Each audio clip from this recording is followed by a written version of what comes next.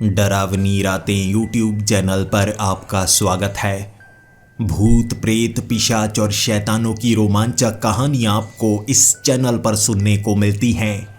अगर आपको ऐसी ही वीडियोस देखना पसंद है तो हमारे इस चैनल को सब्सक्राइब करना ना भूले। तो हेडफोन लगा ले, कमरे की लाइट्स ऑफ कर ले, क्योंकि ये वक्त हो रहा है डरने का।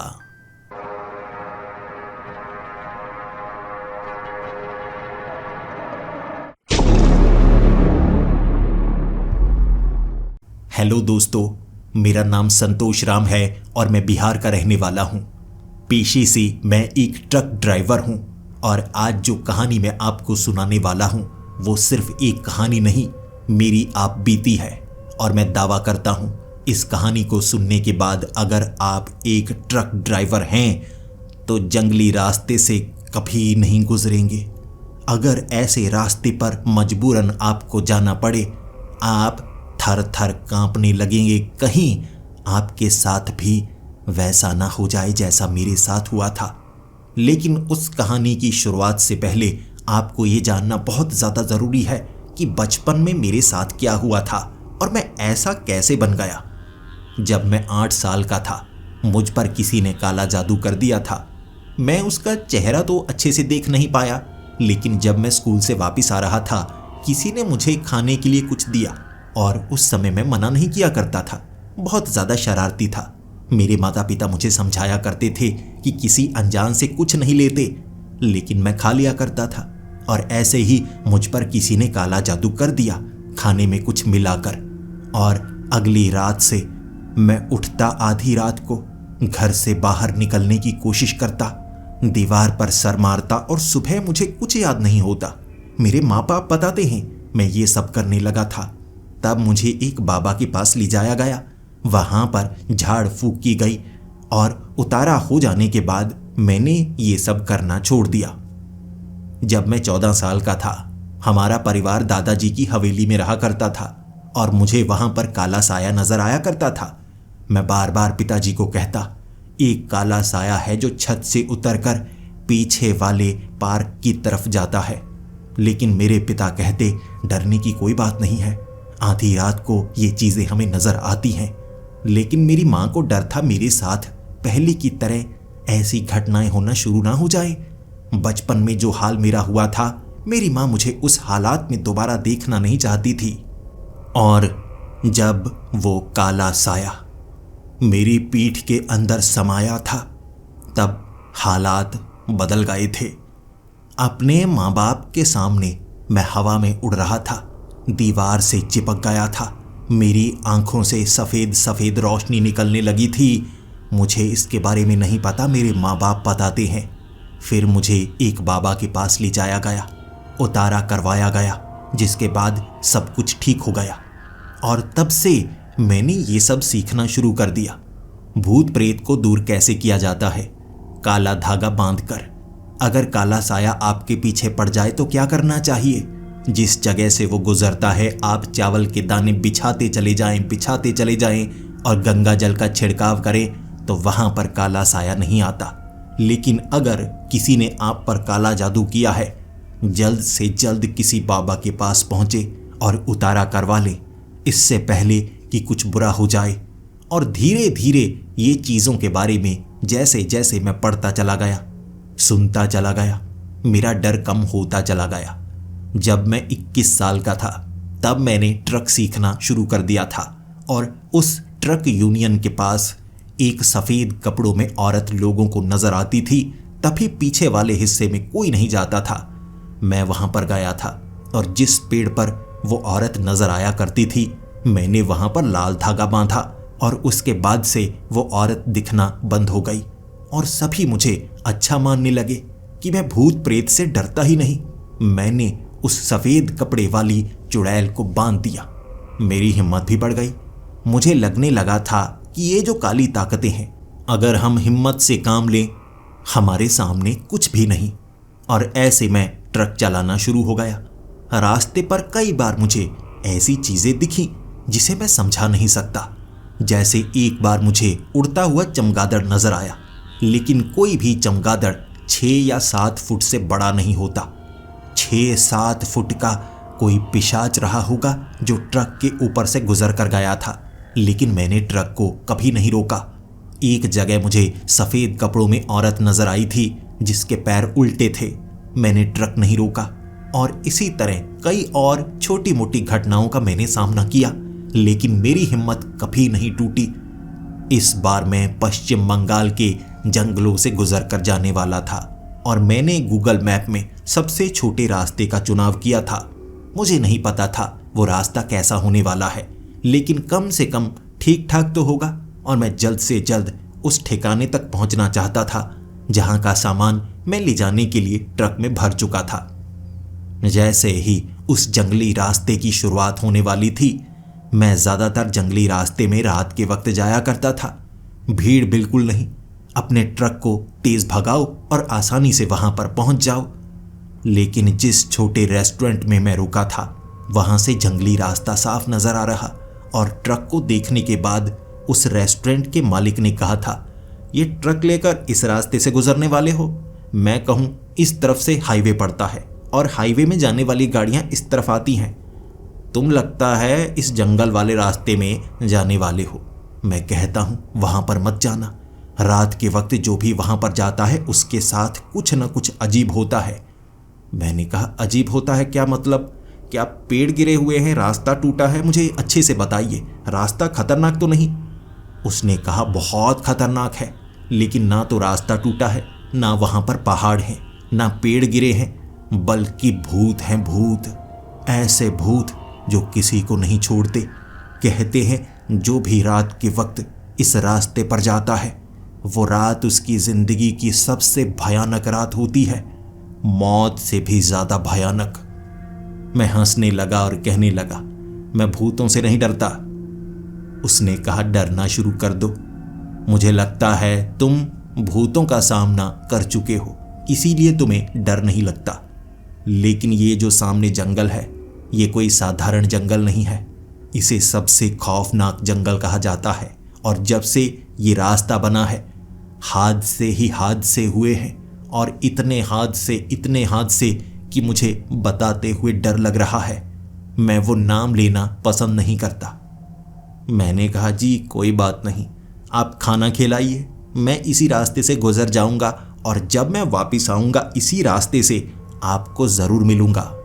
और उसने मुस्कुराते हुए कहा था, आप थोड़े ज़िद्दी लगते हैं, मैं खुद चाहूँगा कि आप वहाँ से निकलें और वापस भी आएं और आपको बिल्कुल भी कुछ ना हो और आप मुस्कुराते हुए मुझे कहें, मैं वहाँ से गुजरा था, कुछ नज़र नहीं आया। मुझे सबसे ज़्यादा खुशी होगी अगर ऐसा हुआ तो। फिर मैंने वहाँ पर खाना खाया। वक्त 9:30 बजे का था। मैंने ट्रक चलाना शुरू कर दिया और मैंने देखा उस रेस्टोरेंट में जितने भी लोग थे, काम करने वाले सभी बाहर आ चुके थे और मुझे अलविदा कह रहे थे और मैं उस जंगली रास्ते के अंदर से गुजरने लगा। 2 किलोमीटर रास्ता इतना अच्छा, मैं समझ पा रहा था यहाँ से कोई नहीं गुजरता। अरे इतना अच्छा रास्ता, मैं तो ट्रक को बहुत तेज चला सकता हूँ। ये नया बना रास्ता लगता है, कोई इस्तेमाल नहीं करता तो मुझे फायदा। ट्रक चलाता गया मैं। मुझे नहीं पता था ये मेरी जिंदगी की सबसे भयानक रात होने वाली है। अचानक मुझे एक पेड़ नजर आया जो सड़क के बिल्कुल बीच में गिरा हुआ था। ज्यादा मोटा पेड़ नहीं था, पतला लग रहा, लेकिन सड़क के बीच। मैं नहीं चाहता था मेरे ट्रक को कोई नुकसान हो, तो उस पेड़ के करीब जब मैंने ट्रक को रोका, मैं सोचना चाहता था क्या मुझे इसे उठाना चाहिए या ट्रक को मोड़ लेना चाहिए। लेकिन करीब से ये लग रहा अगर मैं पूरा जोर लगाऊं इस पेड़ को हटा सकता हूं।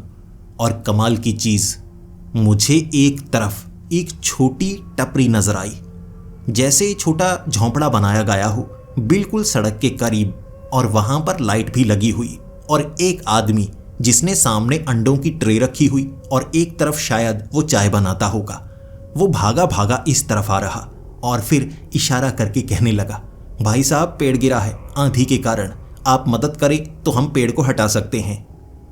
शायद मैं ट्रक से नीचे ना उतरता अगर कोई अनजान यहां पर होता, लेकिन यहां पर झोंपड़ा बना है, ये चाय की टपरी है, कोई चोरू चक्का नहीं लगता। आसपास और कोई भी नहीं था। जिसके बाद मुझे लगा मैं इसकी मदद लेता हूं। पेड़ को एक तरफ करते हैं, फिर ट्रक बड़ी आसानी से निकल जाएगा। मैंने कहा ठीक है ठीक है। उसने कहा 1 मिनट, मैं टपरी को ताला लगा दूं। उसने अपनी टपरी को ताला लगाया, फिर बैग उठाया और शायद वो यहां से जाने वाला होगा। और फिर मेरे साथ उसने उस पेड़ को हटाने में मदद की। हमने पेड़ को एक तरफ कर दिया। मैंने फिर उससे पूछा, भाई साहब ऐसी जगह पर चाय की टपरी बनाई है तुमने, क्या ग्राहक कोई आता भी है? उसने कहा ग्राहक आए या ना आए, कमाई अच्छी हो जाती है। कोई एक ग्राहक अगर हफ्ते में आ जाए तो काम बन जाता है।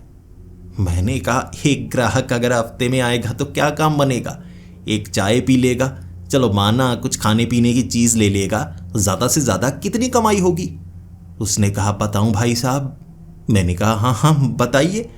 उसने जल्दी से मेरी जेब में हाथ मारा, पर्स निकाला और जंगल की तरफ भागने लगा।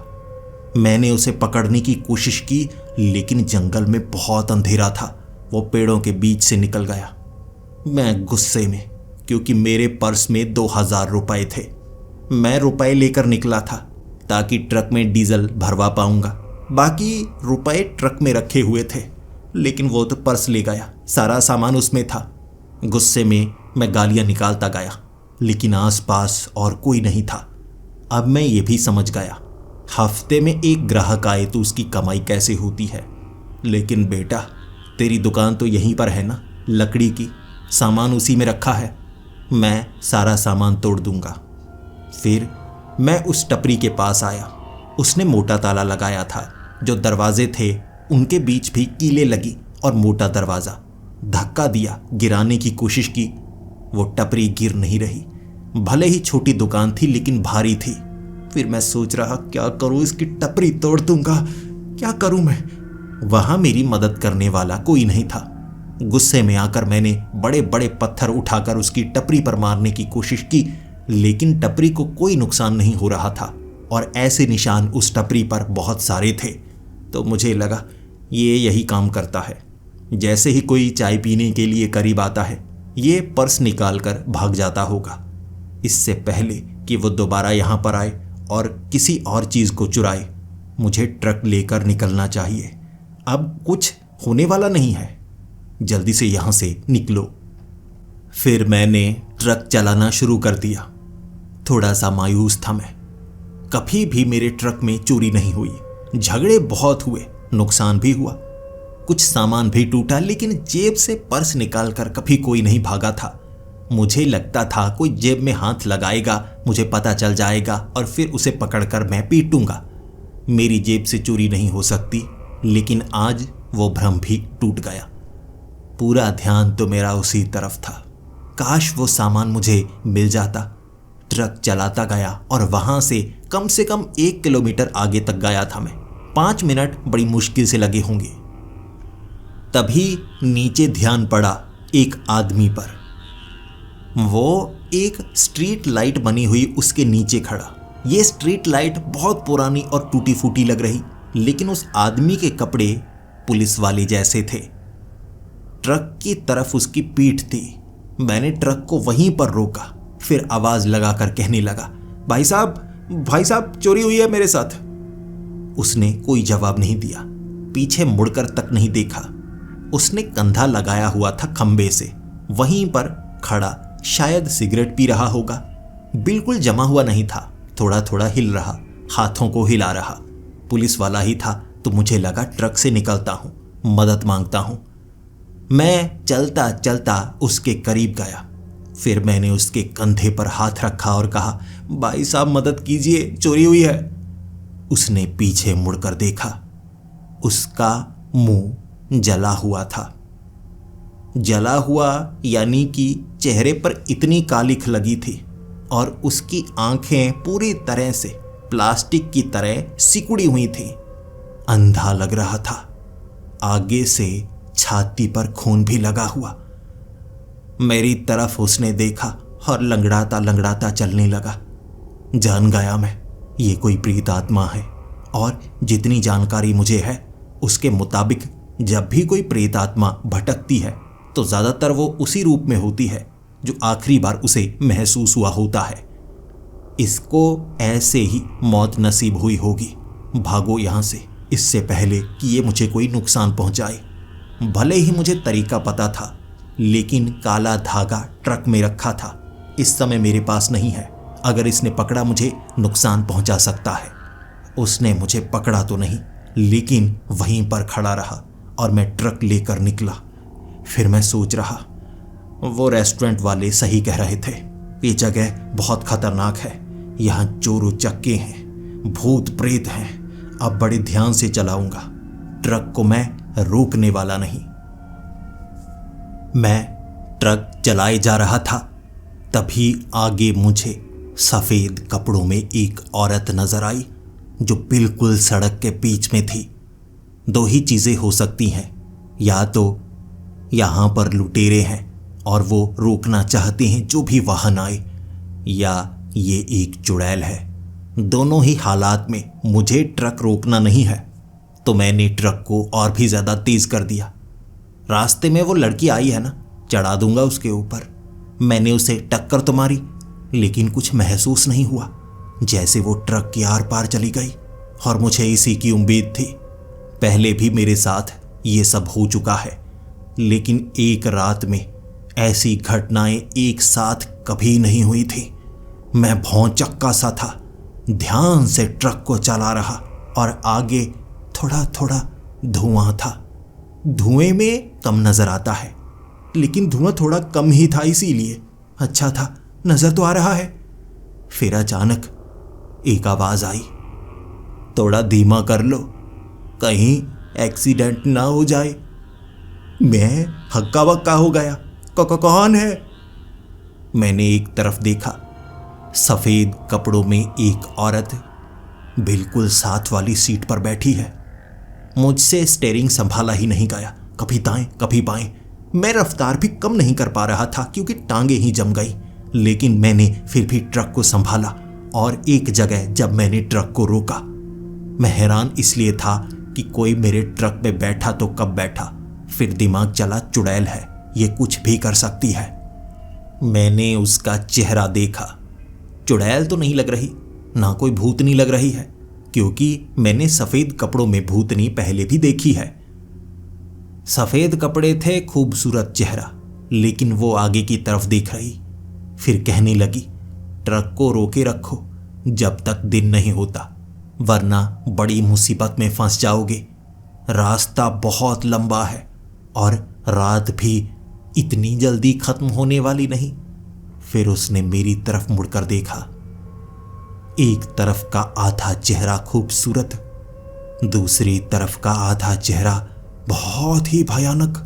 होंठ नहीं थे दूसरी तरफ, दांत नजर आ रहे, और उसके दांत लंबे लंबे थे जैसे किसी जानवर के दांत हो। और फिर वो हंसकर कहने लगी, क्या हुआ, तुम्हें डर लग रहा है? मैंने ट्रक में गंगा जल रखा हुआ था।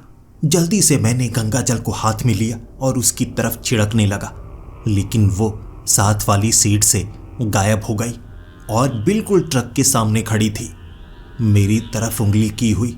और फिर कहने लगी, पीछे की तरफ मुड़ जाओ, पीछे की तरफ मुड़ जाओ, आगे मत जाओ, आगे कुछ बुरा हो सकता है। मैंने बाहर निकलकर उसके ऊपर गंगा जल का छिड़काव करने की सोची। जैसे ही मैं ट्रक से उतरा, वो बाहर नहीं थी, वो ट्रक के अंदर साथ वाली सीट पर बैठी हुई। पीछे चले जाओ, तुम मरना चाहते हो क्या? मैं जैसे ही ट्रक के अंदर घुसा, वो ट्रक के सामने, और मैंने अपने सर को पकड़ा। ये बचना चाहती है, ये अपने ऊपर गंगा जल का छिड़काव होने नहीं देगी। लेकिन इतना है, अगर मेरे हाथ में गंगा जल है तो ये ट्रक में तो नहीं आने वाली। फिर मैंने ट्रक को चलाया। वो इशारा कर रही, पीछे मुड़ जाओ, पीछे मुड़ जाओ। मैंने कहा, मैं पीछे मुड़ने वाला नहीं, भाड़ में जा, तेरे साथ जो भी हुआ हो तू नर्क में जाएगी। ये कहकर मैं ट्रक चलाने लगा। वो पीछे भागना शुरू हो गई और उसके भागने की रफ्तार बहुत ज़्यादा तेज थी। फिर थोड़ा ट्रक हिला, वो ट्रक पर चढ़ गई, ट्रक के ऊपर। जब मैं ट्रक चला रहा मुझे इतना तो था कि वो ट्रक पर चढ़ी हुई है, लेकिन मैं ट्रक को रोकूंगा नहीं।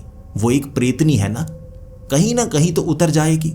ये जो भूत प्रेत होते हैं किसी खास जगह से जुड़े होते हैं, उससे आगे निकलने पर नुकसान नहीं करते। लेकिन ये तो जब मैं ट्रक चला रहा उल्टी आगे की तरफ लटकी ना, उल्टा मुंह नजर आया, मेरी चीख निकल गई। मैं तब क्या कर सकता था? ट्रक को बहुत तेज भगाया हुआ था और मुझे आगे कुछ नजर नहीं आ रहा। उसके चेहरे से नजर नहीं हट रही थी, इतना भयानक चेहरा। मैंने ट्रक को धीमा किया और जैसे ही मैंने ट्रक को रोका वो ट्रक के ऊपर चली गई। गंगा जल का छिड़काव मैं ट्रक पर करने लगा था। गंगा जल अपने ट्रक पर पूरी तरह से छिड़क लिया। बोतल खाली हो चुकी थी। बोतल को मैंने फेंका और मैं ट्रक को चलाने लगा। और फिर ट्रक के अंदर से आवाज आई, पीछे वाले हिस्से से, मैं यही हूं, तुम मुझसे दूरी नहीं बना सकते। फिर से मैं घबरा गया। ये कैसी चिपकू प्रेतनी है, ये तो जाने का नाम ही नहीं ले रही।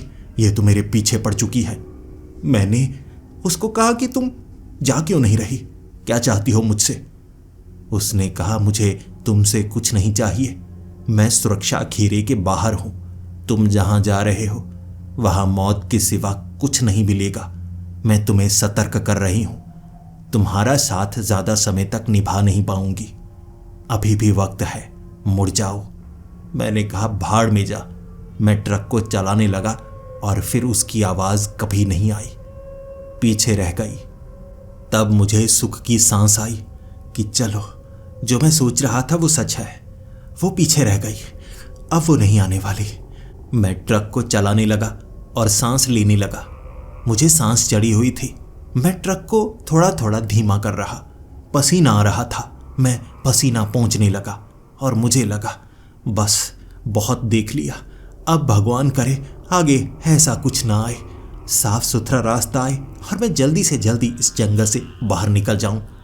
मैंने मोबाइल चेक किया, मोबाइल में रेंज नहीं आ रही थी। मेरी लोकेशन सही ट्रैक हो ही नहीं पा रही।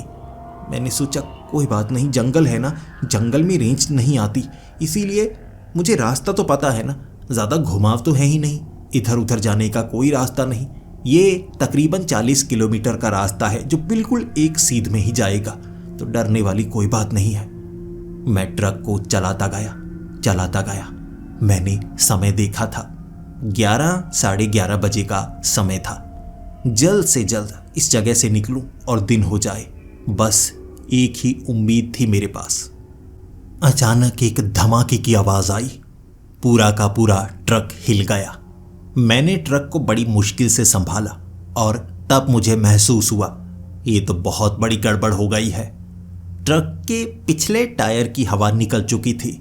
शायद ट्रक का टायर फट गया होगा, तभी ट्रक एक तरफ थोड़ा टेढ़ा हो चुका था।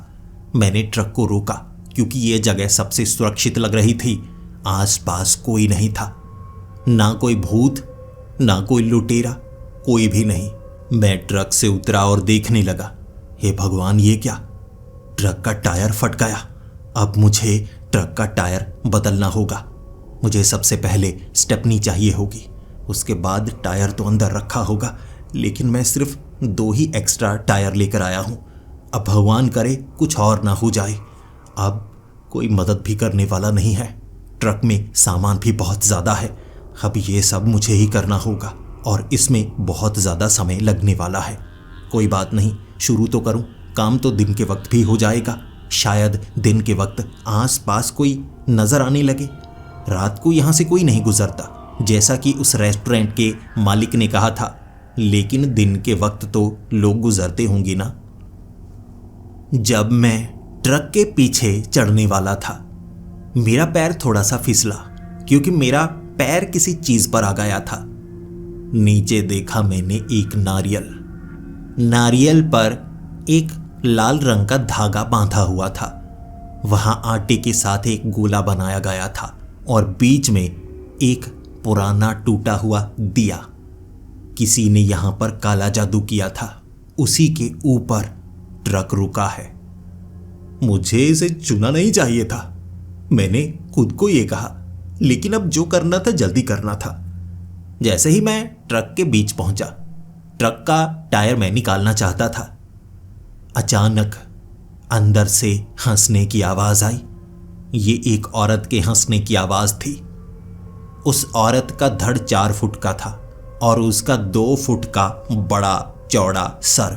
एक भयानक चुड़ैल की तरह वो हंसने लगी और उसके दांत 100 से ज्यादा थे। बड़ा मुंह था उसका। हंसते हंसते कहने लगी, अब तुम मेरा शिकार हो। मैंने कहा, बस इसी की कमी थी। मैं जल्दी से ट्रक से बाहर निकला।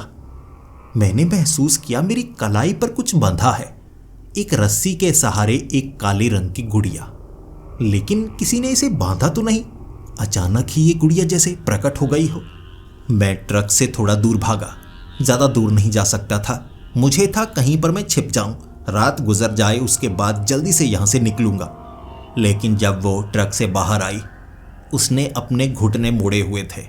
कद 4 फुट नहीं था, 8 से 10 फुट होगा। लंबी लंबी टांगे थी उसकी। वहां ट्रक के ऊपर तक देख सकती थी।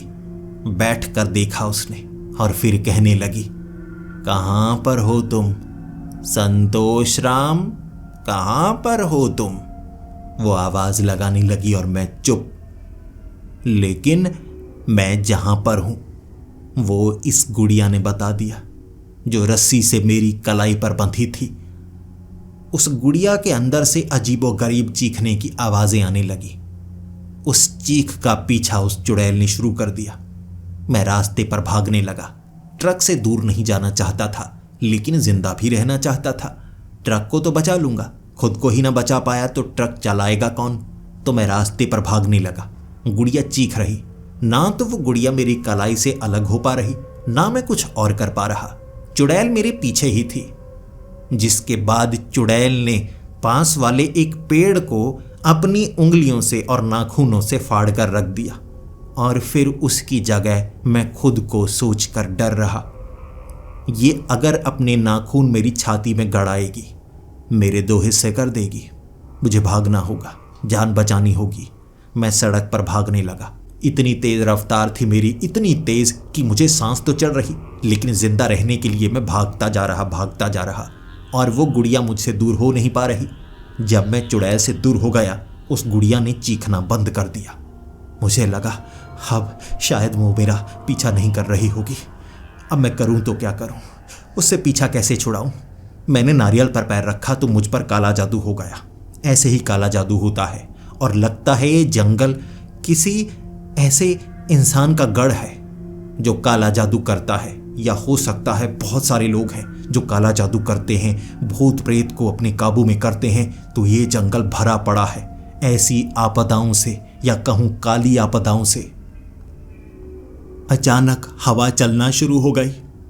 ऐसा लगने लगा जैसे बहुत तेज आंधी हो और हवा की रफ्तार धीरे धीरे बढ़ती जा रही। तो मैं सड़क पर भाग नहीं पा रहा, चल नहीं पा रहा। मुझे एक पेड़ के पास छिपना पड़ा। मैं एक कोने में दुबका हुआ कि वो चुड़ैल मेरे करीब ना आ जाए। वो पीछे रह चुकी थी, मैं उससे दूर निकल आया। लेकिन वो जो गुड़िया मेरी कलाई पर बंधी थी, उसमें से आवाज आई, तुम अब बच नहीं सकते, वो तुम्हें नहीं छोड़ेगी। तुम अब शापित हो चुके हो। तुमने उस नारियल को पैर लगाया, अब तुम्हें उस नारियल की जगह अपने सर को अर्पित करना होगा। वो तुम्हारा सर काटेगी, लेकिन तुम्हारे शरीर पर बिल्कुल भी जख्म नहीं देगी। दर्द सिर्फ गर्दन पर होगा। मैंने कहा, दर्द तो दर्द होता है, चाहे धड़ पर हो या सर पर हो। तुम मुझसे दूर कैसे हो सकती हो, मुझे बताओ। उसने कहा, मैं तुम्हें क्यों बताऊं? तुम शाप मुक्त नहीं हो सकते, उसके लिए तुम्हें बलि देनी होगी। वो तुम्हें काट कर तुम्हारा सर अलग कर देगी। बचने का एक ही तरीका है, या तुम मुझे खुद से दूर करो, कलाई काट दो अपनी। मैंने कहा, ये कैसा तरीका है? कलाई काटना तो उससे भी दर्दनाक होगा। कोई अपनी बाजू कैसे काट सकता है? मैं कोई और तरीका ढूंढ लूंगा। वो कहने लगी, और कोई तरीका नहीं है। मेरे पास लाइटर था। कभी कभी बीड़ी पीने का शौक था मुझे। लाइटर से जैसे ही मैंने गुड़िया को आग लगाना शुरू की, वो कहने लगी, रुक जाओ, वो तुम्हें मार देगी। मैंने कहा, वो तो वैसे भी मारेगी, लेकिन तुम चीखती हो, तुझे जला दूंगा मैं। तू शापित गुड़िया है ना, मेरी कलाई से बंधी है, इसे एक शाप कह सकते हैं, लेकिन अगर मैं तुझे जला दूं तो। वो कहने लगी, नहीं, तुम मुझे अर्पित क्यों करना चाहते हो, मेरी बलि क्यों देना चाहते हो? मेरी जान इस गुड़िया में कैद है, मैं उसकी गुलाम हूं, मैं कोई चुड़ैल नहीं हूं, मुझे आज़ाद करो। मैंने कहा ठीक है। पेड़ के पीछे उसे आग लगा दी मैंने, जल गई, वो भस्म हो गई, चीख रही थी। गुड़िया जली तो रस्सी ढीली पड़ गई। कमाल का जादू था, लेकिन मैं उस जादू से आज़ाद हुआ। रस्सी मेरी कलाई से अलग हो चुकी थी, अब वो चुड़ैल मुझे ढूंढ नहीं सकती थी। फिर मैंने उस चुड़ैल को देखा जो मेरे करीब से निकल कर गई, क्योंकि अब वो गुड़िया चीख नहीं रही थी तो वो चुड़ैल मुझे ढूंढ नहीं सकती थी। वो आगे निकल गई और मैं पीछे भागने लगा। मुझे ट्रक तक पहुंचना था। आखिरकार जो मैंने सीखा था वो काम आया। गुड़िया दूर की, मैं श्राप मुक्त हो चुका था। ट्रक लूंगा, पीछे की तरफ घुमाऊंगा और निकल जाऊंगा। बस अब मैं इस जंगल में नहीं रहने वाला। वो सफ़ेद कपड़ों वाली प्रेतनी, उसने मुझे ये बताया था कि मुझे आगे नहीं बढ़ना है, लेकिन मैंने गलती कर दी। मुझे पीछे जाना होगा। ऐसा करूंगा, ट्रक और उसका टायर जाए भाड़ में, मैं ऐसे ही ट्रक चलाऊंगा। बस जंगल से बाहर निकलना है। कम से कम 10-15 किलोमीटर आगे आया था मैं, पीछे चला जाऊंगा। मैं ट्रक की तरफ जाने लगा, तभी वो चुड़ैल फिर से नजर आई, बिल्कुल करीब, मेरी आंखों की तरफ देख रही। मैं घबरा गया। उसके बाद मैं सड़क से नीचे उतरा और एक तरफ झाड़ियों में गिर गया। और सामने से उसने कहा, तू अब शाप मुक्त हो चुका है, मैं तुझे नुकसान नहीं पहुंचाऊंगी। ये कहकर वो आगे निकल गई और मैं उसी घास में लेट गया। आसमान में मुझे चांद नजर आ रहा था। ये रात और कितनी भयानक होने वाली है, लेकिन कहते हैं ना, जिसकी किस्मत अच्छी हो उसे कोई मार नहीं सकता। मेरी किस्मत अच्छी है, मैं बच चुका हूं। लेकिन जैसे ही मैं उठा, मेरे पैर को पकड़ लिया किसी ने। एक हाथ था जो जमीन से निकला था, उसने मेरे पैर को पकड़ा। मैंने बड़ी मुश्किल से अपना पैर छुड़ाया तो, लेकिन एक लाश जमीन में दबी हुई थी, उठकर खड़ी हो गई। आंखें लटक रही थी, चेहरा सड़ा हुआ था। जब किसी इंसान का शरीर सड़ता है तो ऐसी बदबू करता है, उससे बदबू आ रही। वो एक ज़ॉम्बी के समान था। मेरे पीछे भागने लगा और फिर उसने कहा, तूने मेरी कब्र पर पैर रखा है, अब मैं तुझे जिंदा नहीं छोड़ने वाला। वो मेरे पीछे भाग रहा, मैं आगे भाग रहा। भाड़ में जाए ये जंगल, जगह जगह लाशें दफनाई हैं, कहीं काला जादू किया है। कैसा जंगल है ये? मुझे खुद बहुत ज्यादा डर लग रहा। कैसी जगह फंस गया मैं। कहीं पर भी पैर रखो कुछ भी हो रहा है। कभी काला जादू जिसमें मैं फंस रहा हूं, तो कभी मुर्दे जिंदा हो रहे हैं। कब्रों पर पैर नहीं रखना चाहिए, मुझे पता है, लेकिन सड़क के किनारे पर कब्र कौन बनाता है? ट्रक तक पहुंचना चाहता था, लेकिन 2 बार उसने मुझे पकड़ा। वो मुझे नोचना चाहता था, मेरे कपड़े फाड़ देना चाहता था, लेकिन मेरे भागने की रफ्तार तेज थी।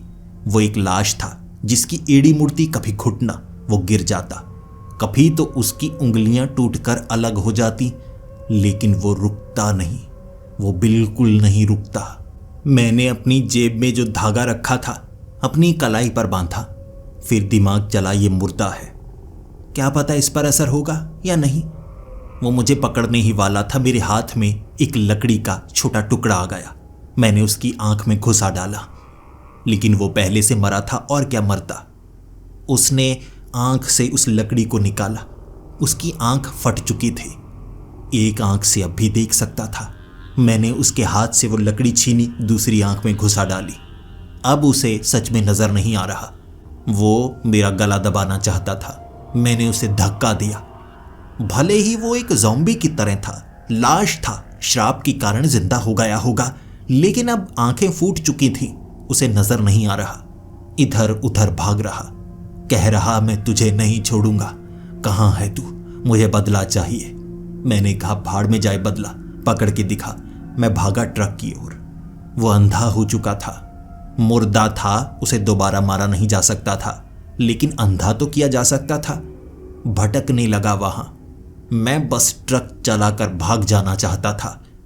दूर मुझे ट्रक नजर आया, मेरा ट्रक। मैं उसके करीब जाना चाहता था जल्द से जल्द, और इधर उधर भी झांक रहा, चुड़ैल ना आ जाए, वो सफेद कपड़ों वाली प्रेतनी ना आ जाए, ये मुर्दा ना आ जाए। और क्या देखना पड़ेगा। आंधी बहुत ज्यादा तेज थी, पत्तियां उड़ रही थी, टहनियां टूटने लगी थी, लेकिन मैं भागा जा रहा। आंधी बहुत ज्यादा तेज हो गई। कई चीजें पेड़ों से उखड़ उखड़ कर नीचे गिर रही थी और मुझे पता ही नहीं लगा। उसी आंधी में कुछ ऐसा था जो मेरे करीब नहीं आना चाहिए था। छोटी छोटी खोपड़ियों से बनी हुई एक माला उस आंधी में उड़ती हुई सीधा मेरे गले में पड़ गई। जैसे ही हवा एकदम कम हो गई, मैंने देखा ये क्या, मेरे गले में हड्डियों की माला। और उसे देखते ही मैंने आसमान की तरफ देखा। हे भगवान, इससे ज्यादा बदतर और क्या बनाएगा। मुझे पता था ये कुछ ना कुछ खौफनाक है, लेकिन क्या है। मैंने वो हड्डियों की माला को गले से उतारने की कोशिश की, फिर वो हड्डियां मेरे शरीर का हिस्सा बन गई। खोपड़ियां, हड्डियां मेरी छाती से चिपक गई थी, जैसे मेरे मांस का हिस्सा हो। मैं खींच रहा, वो मेरे शरीर से उखड़ नहीं रही। मुझे दर्द हो रहा जब मैं उसे खींचने की कोशिश करता। वो हड्डियां मेरी हड्डियों से जुड़ गई थी। उसके बाद मेरे पेट में दर्द होने लगा। मैंने खांसना शुरू किया तो मुंह से खून आने लगा। मैंने उल्टी की, बहुत सारा खून मेरे मुंह से निकला। मैं घुटनों पर आ गया क्योंकि कमजोरी महसूस होने लगी थी। फिर मेरे कान में एक आवाज आई, तुम्हारी मौत तय है, सुबह होते ही तुम मर जाओगे। यह हड्डियों की माला शापित थी, एक तांत्रिक की हड्डियों की माला। जिसके भी गले में पड़ेगी वो मारा जाएगा। अगली सुबह वो कभी नहीं देखेगा। ये जैसे कोई भविष्यवाणी हुई हो।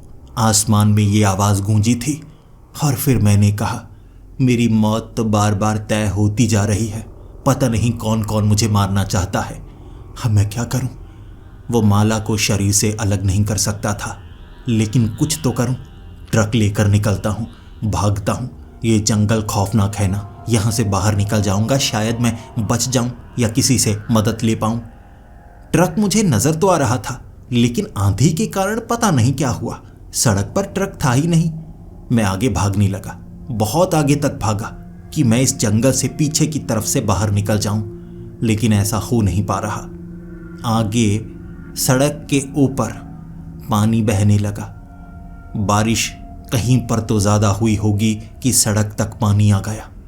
बहुत तेज बहाव था, मैं बहाव से आगे निकल नहीं सकता था। ट्रक कहाँ है मेरा, यह सवाल भी बार बार मन में गूंज रहा। पीछे की तरफ देखा तो जंगल से एक तरफ पानी इतनी तेजी से आया, मैं घिर गया था। फिर मुझे लगा जल्दी से निकलो, जल्दी से निकलो, ऐसा ना हो जहां पर मैं खड़ा हूं ये पानी का बहाव मुझे भी ले जाए।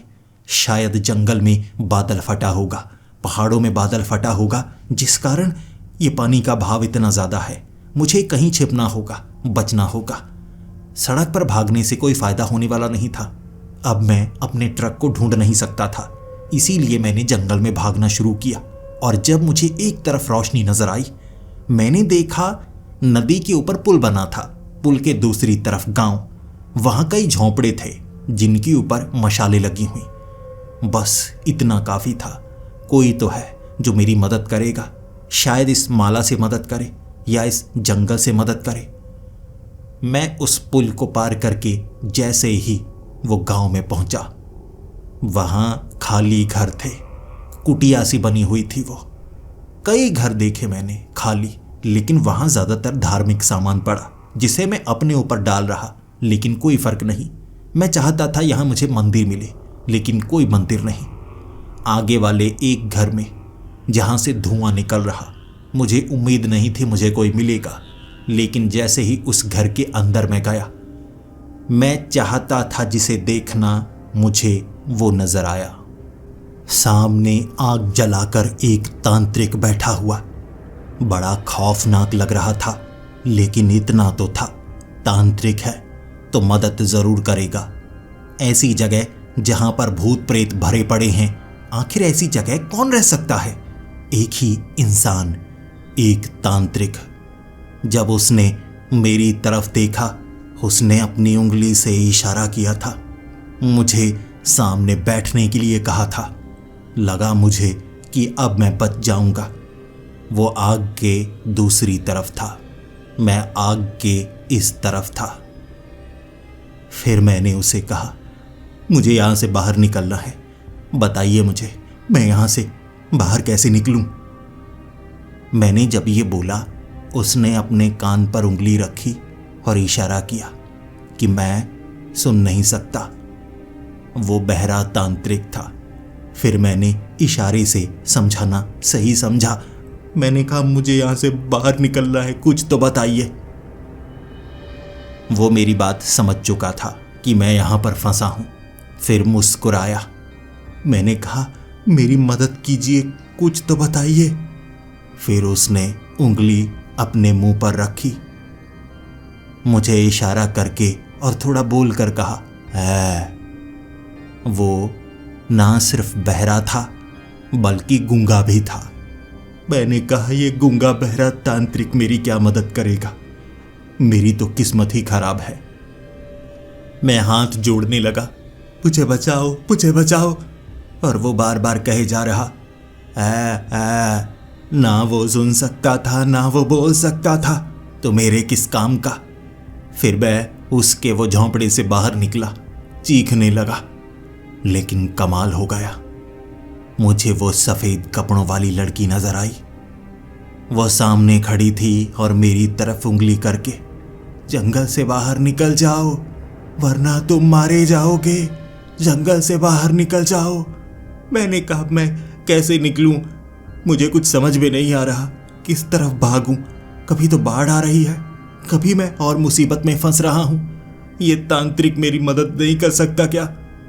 उसने कहा, सब कुछ ये तांत्रिक ही तो कर रहा है। मैंने पीछे मुड़कर देखा, तांत्रिक मेरे पीछे खड़ा था और हंस रहा था। मैंने कहा, गूंगे बहरे, तूने ये सब किया है। मैं उसे मारना चाहता था, लेकिन जब मैंने उसे धक्का दिया, उसका सर धड़ से अलग हो गया। सर उसका नीचे गिरा था, धड़ एक तरफ। फिर उसका सर बोला, है। इसकी मुझे बिल्कुल उम्मीद नहीं थी। मैं भागने लगा। ये तो तांत्रिक भी जिंदा नहीं है, यह तो सब मरे हुए हैं। मेरे साथ साथ वह सफेद कपड़ों वाली औरत थी। कहने लगी, जंगल से बाहर निकल जाओ वरना तुम मारे जाओगे। मुझे उस समय कुछ नहीं सूझा, क्योंकि वो जब भी मैं गंगा जल छिड़क रहा था वो भाग रही थी। ट्रक में ऐसा ही हुआ तो मुझे लगा मैं इसे और तरीके से दूर करता हूं। एक लकड़ी पड़ी थी, तरीका वही, मैंने उसकी आंख में वो लकड़ी घुसानी चाही।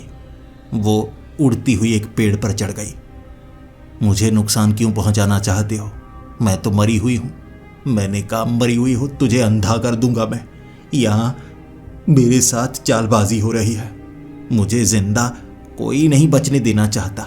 ट्रक का टायर फट गया, भूत प्रेतों ने घेरा हुआ है, चुड़ैलें घूम रही हैं, ज़ॉम्बी घूम रहे हैं, मुर्दा तांत्रिक भी घूम रहे हैं जो मदद नहीं करते, गूंगे बहरे मारने की कोशिश करते हैं। इस जंगल में चल क्या रहा है? और मेरी घड़ी समय उतना ही बता रही है। घड़ी, मोबाइल कुछ काम नहीं कर रहा। क्या करूं मैं, क्या करूं? उसने कहा, जंगल से बाहर निकल जाओ, ये जंगल तुम्हें अपने आगोश में ले लेगा। मैंने पत्थर उठाया, घुमाकर मारा उसके सर पर। वो गायब हो गई। अब वह पूरी तरह से सन्नाटा था। हड्डियों की माला अब भी गले में, जिसे शायद मैं अलग नहीं कर सकता था। उसके बाद मुझे लगा बात तो वो सही कर रही थी। एक दिशा में भागता जाऊंगा, कोई रास्ता तो मिलेगा।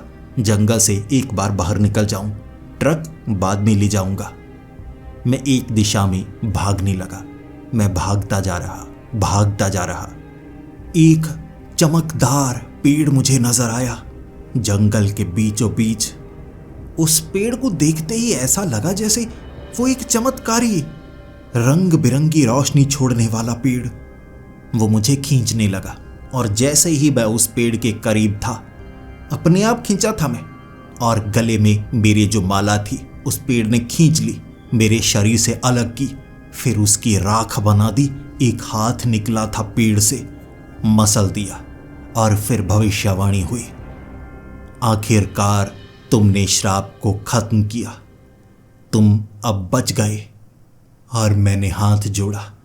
पवित्र पेड़, आपने मुझे बचा लिया। इस जंगल में सिर्फ आप ही मुझे बचा सकते थे, इसीलिए लोग पेड़ों के आसपास दिया जलाते हैं। कुदरत पवित्र होती है। फिर वो पेड़ चमकना बंद हुआ।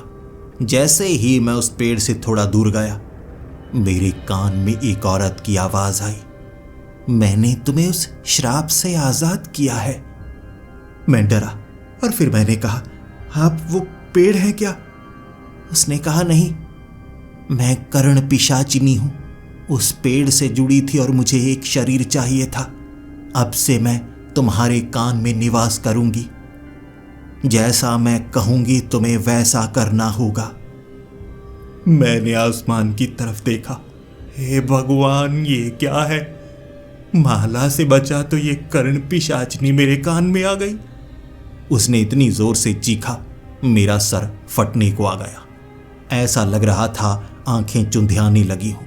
वो कह रही थी, शिकार करो, मुझे भूख लगी है, तुम्हारे जरिए मैं शिकार किया करूंगी, तुम मेरे कब्जे में, मैं तुम्हें जिंदा नहीं छोड़ूंगी। मैंने कहा, मारो मुझे, सब मिल के मारो। हर कोई मुझे पकड़े जा रहा है, मारने की कोशिश कर रहा है।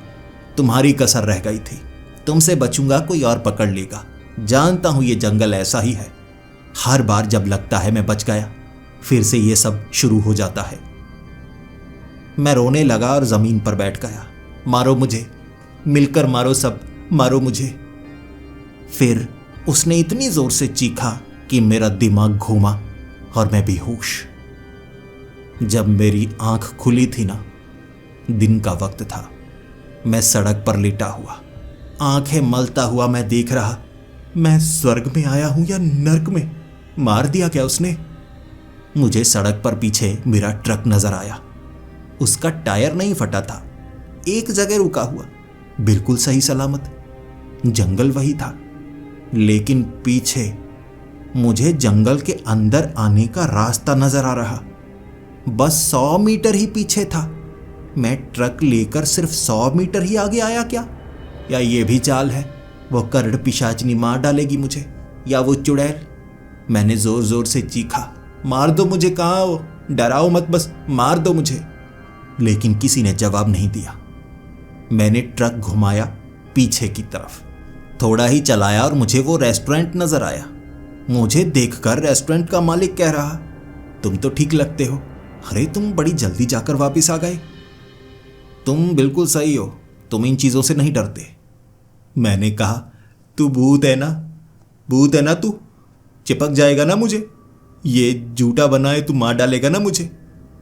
फिर वो हंसता हुआ कहने लगा, लगता है तुम्हारे साथ भी वही हुआ जो बाकियों के साथ होता है। मैंने कहा, भाड़ में जा। मैं भागा वहां से, ट्रक में बैठा और ट्रक भगाया। दोबारा मैं उस रास्ते से कभी नहीं आया। मुझे लग रहा था अब मैं मर जाऊंगा। अंधेरे से डर लगता रहा अगले कई महीनों तक। हर रात जब बाहर से आवाज आती, मुझे लगता मैं जंगल में हूं। टिड्डे की आवाज, कीड़ों की आवाज मुझे डराती, और जंगल तो मुझे इतना नापसंद है। ऐसा लगता है मौत मुझे जंगल में खींच कर लेकर जाएगी। एक तरफ सरकटा तांत्रिक बैठा होगा, एक तरफ चुड़ैल, सामने सफेद कपड़ों वाली, तो पीछे एक मुर्दा। मिलकर मारेंगे सब मिलकर, और गले में होगी हड्डियों की माला। लेकिन ऐसा कई महीने तक नहीं हुआ। तब मुझे विश्वास हुआ वो सिर्फ एक भयानक रात थी, वो खौफनाक जंगल जहां मेरे साथ ये सब हुआ, वो एक सपना नहीं था, पूरा सच। दर्द हुआ था मुझे, चीखा था, रोया था, लेकिन सब कुछ पहले जैसा ही हो गया अपने आप। मैं तो इसे समझ नहीं पाया, लेकिन जैसा मैंने वादा किया था, जब आप इस कहानी को पूरा सुन लेंगे आप जंगल जाने से डरेंगे। तो बताइए, अगर आप मेरी जगह होते तो क्या करते? क्या आप बच पाते या बचने की और कोशिश करते, या अंत में हार मानकर बैठते और कहते मारो मुझे, मारो।